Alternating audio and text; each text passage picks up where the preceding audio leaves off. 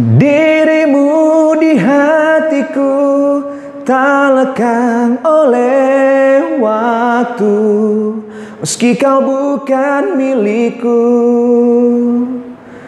Intan permata yang tak pudar tetap bersinar, mengusik kesepian jiwaku. Tak lekang oleh waktu. Halo, bertemu lagi dengan saya Mr. Rian Boltok, masih dalam konsep yang sama, yaitu pembelajaran ilmu ekonomi. Nah, dalam video kali ini kita akan belajar mengenai materi akuntansi ya. Nah, biar lebih jelasnya langsung aja tonton video ini. Terima kasih semuanya dan selamat menonton.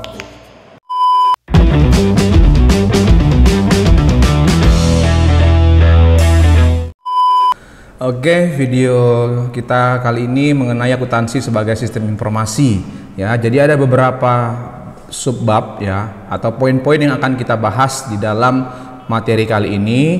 Yang pertama itu adalah mengenai sejarah akuntansi. Kemudian kita lanjut kepada pengertian dan manfaat akuntansi. Lalu kita lanjut kepada pemakai informasi akuntansi. Kemudian karakteristik pemakai informasi akuntansi dan kualitas informasi akuntansi. Lalu prinsip dasar dan konsep akuntansi, kemudian bidang-bidang akuntansi, lalu profesi akuntansi, dan yang terakhir adalah etika profesi akuntansi. Jadi di dalam pembelajaran mengenai akuntansi sebagai sistem informasi, dalam video ini kita akan membahas sebanyak 8 poin ya, 1, 2, 3, 4, 5, 6, 7, 8 poin. Oke, nah langsung saja. Yang pertama kita mulai dari sejarah akuntansi ya. Oke, di sini ada Luca Pacioli ya, 1945 sampai 1517. Jadi dia adalah pelopor dari sistem pencatatan akuntansi. Oke. Nah, di mana sejarah akuntansi di dunia itu dimulai oleh Luca Pacioli ya. Ada 2 kegiatan pencatatan yang dia lakukan. Yang pertama itu adalah pencatatan penarikan pajak atau sewa. Kemudian yang kedua itu adalah pencatatan perjalanan perdagangan per 1 kali jalan. Nah, itu dia. Sehingga pencatatannya ini disebut dengan sistem pembukuan berpasangan atau double entry ya. Dimana karena adanya sistem pencatatan ini, maka dia tulis dalam sebuah buku yang bernama Summa de Arithmetica Geometrica Proportioni et Proportionalita ya. Itu dia, sistem buku berpasangan atau double entry. Jadi itulah sejarah singkat mengenai akuntansi di dunia ya. Kita lanjutkan, kita akan lanjut kepada sejarah akuntansi di Indonesia. Nah, di mana di Indonesia sendiri ya, penerapan akuntansi itu baru ada dalam pembukuan Ampion Society ya, Society ya, yang berdiri di Jakarta tahun 1747. Itu dia. Ya, kemudian selama penjajahan Belanda, Indonesia menggunakan sistem kontinental atau tata buku. Lalu tahun 1980-an Indonesia beralih ke Anglo-Saxon ya, Anglo-Saxon karena banyaknya sarjana-sarjana dari Amerika ya. Jadi diterapkanlah sistem Anglo-Saxon ya. Kemudian di Indonesia juga terdapat wadah organisasi profesi akuntansi Indonesia yang disebut dengan IAI, Ikatan Akuntansi Indonesia, yang berdiri pada tanggal 23 Desember 1957. Nah, di mana IAI ini menerapkan atau membuat yang namanya prinsip akuntansi yang kita kenal sekarang dengan namanya standar akuntansi keuangan. Ya, jadi SAK ini ya, SAK ini sudah berulang kali direvisi ya. Nah, terus dilakukan revisi dan revisi terakhir tahun 2016 dan berlaku efektif per 1 Januari 2017 sampai detik ini ya. Itu dia. Oke, nah itulah sejarah singkat akuntansi di Indonesia. Kita akan lanjutkan. Nah, yang berikutnya kita akan lanjut kepada pengertian akuntansi. Nah, pengertian akuntansi yang pertama sekali menurut American Accounting Association ya, atau AAA. Ya, di mana akuntansi itu adalah proses pengidentifikasian, pengukuran, dan pelaporan informasi ekonomi untuk memungkinkan adanya penilaian dan pengambilan keputusan yang jelas dan tegas bagi pihak yang menggunakan informasi tersebut. Nah, lihat ini, identifikasi, ukur, dan lapor. Nah, jadi informasinya sudah informasi ekonomi, artinya sudah mengandung nilai nominal ya, itu dia. Untuk memungkinkan adanya diambil penilaian ya dan pengambilan keputusan. Nah, yang jelas untuk pemakainya yaitu pihak internal maupun eksternal, itu dia. Nanti kita bahas. Kemudian ada menurut American Institute of Certified Public Accountants ya, atau AICPA, di mana akuntansi itu adalah sebuah seni pencatatan, penggolongan, peringkasan yang tepat dan dinyatakan dalam satuan mata uang, transaksi-transaksi dan kejadian yang setidaknya bersifat finansial dan penafsiran hasil-hasilnya. Nah, itulah dua pengertian akuntansi ya. Oke, kita lanjutkan. Kita lanjut. Nah, manfaat informasi akuntansi, apa sih manfaatnya? Yang pertama itu, informasi akuntansi itu dapat menyediakan laporan keuangan untuk pihak manajemen atau pihak internal, kemudian sebagai dasar pengambilan keputusan, kemudian menjadi bahan evaluasi perusahaan. Nah, jadi bagaimana perusahaan ini perkembangannya bisa dilihat dari sistem informasi akuntansinya. Kemudian memberikan informasi atau laporan kepada pihak eksternal. Nah, siapa internal eksternal nanti kita bahas ya. Oke, kita lanjutkan. Yang selanjutnya, pemakai informasi akuntansi. Nah, ini dia. Pemakai informasi akuntansi itu ada dari pihak internal, ada dari pihak eksternal. Nah, dari pihak internal yaitu dia manajer. Nah, di mana manajer yang dikatakan di sini adalah orang yang sudah berada pada top manajemen atau level puncak ya, seperti CEO atau general manager, dan manajemen menengah seperti manajer keuangan dan manajer produksi. Nah, tujuannya apa? Agar mereka bisa mengambil keputusan bagaimana proses atau perkembangan perusahaan untuk kedepannya, itu dia. Jadi sebagai tolak ukur ya untuk membuat keputusan di periode selanjutnya. Kemudian kalau pihak eksternal ya, yang pertama itu ada investor. Nah, kalau kita lihat investor berarti penanam saham ya, investor. Jadi investor ini ya tujuannya itu adalah untuk menentukan keputusannya di masa depan. Artinya ketika dia mau investasi ke dalam sebuah perusahaan, maka dia perlu tahu juga bagaimana proses atau bentuk atau laporan dari akuntansi perusahaan tersebut. Tujuannya apa? Jadi ketika dia sudah lihat, dia tahu apakah saya harus investasi atau tidak gitu. Nah, kemudian karyawan, apa sih gunanya karyawan mengetahui kan gitu? Yaitu untuk prospek karirnya di masa depan. Itu dia. Kemudian kreditur. Nah, kalau dari namanya kreditur berarti pemberi pinjaman, ini pihak bank ini. Ya, artinya kalau perusahaan mau membutuhkan dana tambahan, berarti kan dia akan datang kepada pihak lembaga keuangan untuk melakukan pinjaman. Nah, di sini kreditur perlu tahu bagaimana prospek perusahaan tersebut. Dari mana? Dari informasi akuntansinya. Nah, yaitu untuk memberikan pinjaman, itu dia. Kemudian pemerintah ini tujuannya adalah untuk menetapkan besarnya laba sebuah perusahaan. Jadi semakin besar laba perusahaan, maka pajaknya semakin besar. Saya ulangin ya, pemerintah untuk menentukan besarnya pajak ya, di mana pajak perusahaan itu dilihat dari besarnya laba. Karena kita pakai yang tarifnya progresif ya, semakin besar laba semakin besar pajak. Itu dia. Kita lanjutkan. Nah, yang berikutnya kualitas informasi akuntansi. Artinya informasi akuntansi itu harus memiliki kualitas. Nah, bagaimana kualitasnya? Yang pertama itu adalah dapat dibandingkan antara manfaat dan biaya. Artinya jangan pula nanti lebih besar bebannya daripada pendapatan yang dihasilkan. Nah, itu nggak bagus juga gitu ya. Jadi kalau kita lihat ternyata lebih besar beban loh daripada pendapatan, atau lebih besar biayanya loh daripada manfaatnya, maka ya kita harus perbaiki ke depannya, atau ya kalau nggak usah dilanjutkan, tutup saja perusahaannya kan gitu. Kemudian yang kedua itu adalah dapat dipahami ya. Jadi setiap informasi akuntansi itu harus dapat dipahami baik bagi pihak internal maupun eksternal. Kemudian relevan. Yang selanjutnya dapat dipercaya. Nah, ini paling penting ya, dapat dipercaya. Artinya dia dapat diuji, netral, jujur ya. Jadi tidak mementingkan atau tidak menguntungkan satu pihak, gitu dia. Jadi dia harus dapat diuji, netral dan jujur, itu maksudnya dapat dipercaya. Selanjutnya adalah nilai prediksi. Artinya kita bisa memprediksi dari informasi akuntansi ini, kita bisa prediksi bagaimana kondisi perusahaan di periode selanjutnya, itu dia. Kemudian umpan balik. Nah, umpan balik ini bisa dikatakan juga untuk memprediksi, kemudian untuk membenarkan, kemudian ataupun penolakan atau pengambilan peluang. Jadi kalau memang laporan keuangan itu salah, ya kita harus kita tolak. Kalau itu benar harus kita terima, gitu dia. Jadi untuk mengambil peluang di masa depan, ya, bagaimana prospek perusahaan di masa depan, itu namanya umpan balik. Kemudian tepat waktu. Nah, artinya laporan keuangan atau informasi akuntansi itu harus diserahkan atau disediakan tepat waktu. Itu dia. Artinya sesuai dengan pada saat kapan dibutuhkan gitu. Itu dia, tepat waktu, ya. Kemudian dapat dibandingkan dan konsisten. Ya, jadi yang namanya informasi akuntansi berupa laporan keuangan itu harus dapat dibandingkan antara periode pertama dengan periode selanjutnya, itu dia.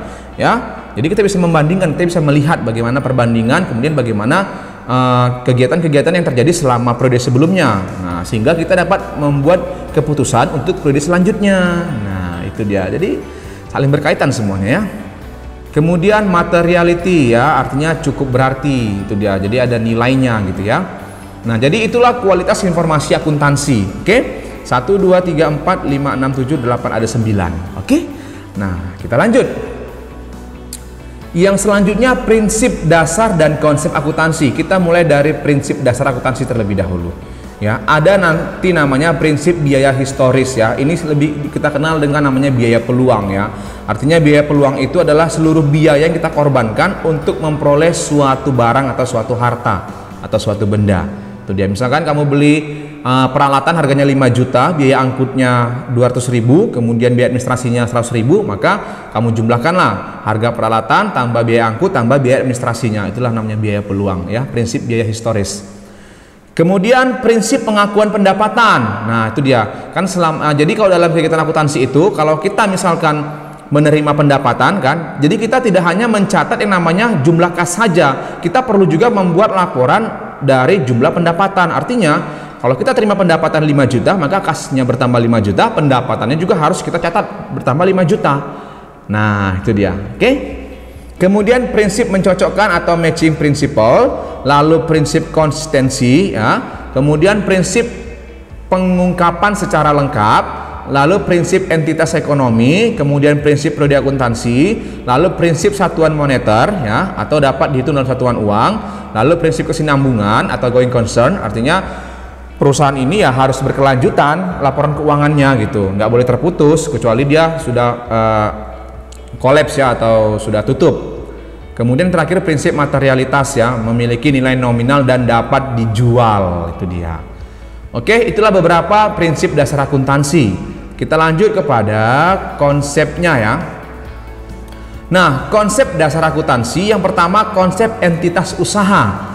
Nah, di mana konsep entitas usaha yaitu penting karena apa? Karena dapat membatasi data transaksi dalam sistem akuntansi terhadap data yang berhubungan langsung dengan kegiatan usaha. Nah, dengan kata lain, perusahaan dipandang sebagai entitas terpisah dari pemilik, kreditor, atau pihak yang berkepentingan lainnya. Itu maksudnya entitas usaha, ya. Jadi ada pembatasan, ya, antara kegiatan sistem akuntansi terhadap data yang berhubungan langsung dengan kegiatan usaha. Oke, yang berikutnya yaitu konsep biaya. Nah, di mana konsep biaya ini ada namanya konsep objektivitas, ya, atau objectivity concept, di mana dia mensyaratkan bahwa catatan dan laporan akuntansi harus didasarkan pada bukti objektif, ya, objektif. Maksudnya bagaimana? Maksudnya dalam pertukaran antara pembeli dan penjual, keduanya mencoba atau berusaha mendapat harga terbaik. Artinya terjadi tawar menawar di sini. Nah, hanya itu jumlah akhir yang dicapai merupakan bukti terpenuhinya tujuan akuntansi. Jadi ada kegiatan proses tawar menawar. Sementara berbeda dengan konsep unit pengukuran, ya, di mana kalau dia konsep unit pengukuran mensyaratkan bahwa data ekonomi dicatat dalam satuan mata uang. Artinya uang merupakan unit pengukuran yang bisa digunakan dan memungkinkan keseragaman pencatatan serta pelaporan data keuangan. Itu dia. Jadi ini dihitung dalam satuan uang. Itu dia konsep biaya. Oke, nah kita lanjutkan, ya. Jangan lupa di subscribe. Oke, nah bidang-bidang akuntansi ada 9, ya. Yang pertama ada namanya akuntansi keuangan atau internal. Ini biasanya berada dalam sebuah perusahaan, ya, atau yang kita sebut dengan bagian keuangan, ya. Akuntansi keuangan atau internal, dia membuat laporan keuangan sebuah perusahaan, ya. Akuntansi keuangan atau akuntansi internal namanya. Kemudian auditing ya, auditing ini adalah bidangnya, kalau orangnya auditor namanya. Jadi auditing ini dia independen dia, ya. Jadi dia ini tugasnya adalah memeriksa laporan keuangan sebuah perusahaan, ya, di mana dia tidak terikat oleh perusahaan manapun, itu dia. Maksudnya tidak terikat oleh perusahaan tersebut yang dia periksa gitu. Jadi dia independen, bebas, tidak terikat, ya. Auditing nama bidangnya, orangnya auditor. Oke. Kemudian akuntansi biaya ini lebih memfokuskan kepada biaya. Biasanya ini muncul dalam manufaktur, yaitu dalam kalkulasi biaya produksi.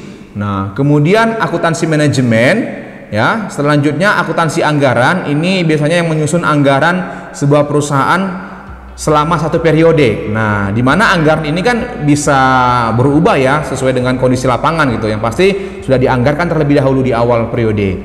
Nah, kemudian akuntansi perpajakan biasanya ini di pemerintahan ya, tujuannya apa? Tujuannya adalah untuk mengukur besarnya pajak sebuah perusahaan ya.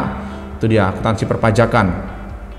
Kemudian sistem akuntansi, ini lebih pada sistemnya. Lalu akuntansi pemerintah ini yang berada di pemerintahan seperti di BPK ya, Badan Pengurus Keuangan ya. Itu dia. Jadi yang seperti auditor-auditor di pemerintahan, nah itu akuntansi pemerintah namanya ya. Oke. Kemudian akuntansi pendidik ya, atau akuntansi pendidikan itu biasanya ada di lembaga pendidikan seperti guru yang mengajar akuntansi dan dosen yang mengajar akuntansi. Nah, itu dia. Oke. Jadi itulah beberapa bidang-bidang akuntansi, ada 9. Nah, kemudian kita lanjut kepada profesi akuntansi. Nah, ada 9 bidangnya tapi hanya ada beberapa profesinya ya.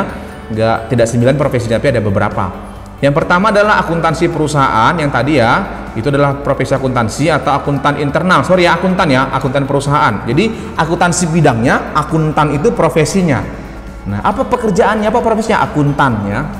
Bidang itu akuntansi. Nah, jadi kalau tadi ada akuntansi internal atau perusahaan, maka profesinya akuntan perusahaan. Itu dia. Kemudian ada akuntan publik yang tadi, yang auditing ya. Maka dia akuntan publik atau auditor. Lalu ada nanti akuntan pemerintah, ini yang bekerja di pemerintah. Nah, kemudian ada akuntan pendidik. Nah, akuntan pendidik ini yang bekerja di sebuah lembaga pendidikan seperti sekolah ataupun guru ataupun dosen yang berada di universitas ataupun kampus. Kita lanjut. Nah, prinsip etika profesi akuntansi. Yang pertama harus memiliki tanggung jawab profesi. Yang kedua, dia harus mementingkan kepentingan publik, ya, artinya tidak memihak. Kemudian integritas. Nah, integritas ini yang paling penting dijunjungnya. Tidak mudah disuap kan gitu dia. Nah, ini berbahaya nih ya, karena berhubungan dengan uang. Jadi harus memiliki integritas yang benar-benar kuat gitu. Kemudian objektivitas. Nah, ya. Kemudian kompetensi dan kehati-hatian. Artinya ya, dia harus memiliki kompeten di bidangnya gitu. Kemudian berhati-hati dalam membuat laporan keuangan. Jangan sampai salah karena nanti dapat merugikan banyak pihak. Kemudian rahasia, iya benar, yang namanya akuntansi atau laporan keuangan dalam akuntansi itu sangat rahasia ya, jadi tidak boleh sebarkan sembarangan. Oke, jadi sangat rahasia karena kalau kita sebarkan ya orang tahu nanti bagaimana kondisi di perusahaan tersebut gitu.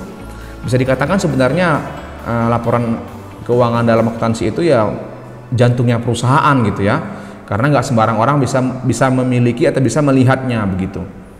Kemudian iya profesional, ini paling penting juga, profesional di mana-mana dalam dunia pekerjaan kita harus profesional ya, baik kamu sebagai pendidik ya, ataupun saya sebagai pendidik ataupun kamu sebagai peserta didik gitu. Profesional harus, misalkan masalah tugas-tugas yang diberikan guru atau dosen ya kamu juga harus profesional mengerjakannya. Sama halnya dalam akuntan ya, mereka juga harus profesional dalam membuat laporan keuangannya, itu dia. Kemudian yang terakhir adalah standar teknis, artinya ada standarisasinya ya, yang tadi kita bahas yaitu SAK, standar akuntansi keuangan ya, jadi nggak sembarangan buat laporan keuangannya. Oke, itulah prinsip etika profesi akuntansi. Oke, nah sudah habis, terima kasih. Jadi sampai di sini video mengenai sistem informasi akuntansi ya, ini masih dasar, nanti kita lanjut kepada persamaan dasar akuntansi. Oke, terima kasih semuanya, sampai bertemu dalam video selanjutnya, bye bye.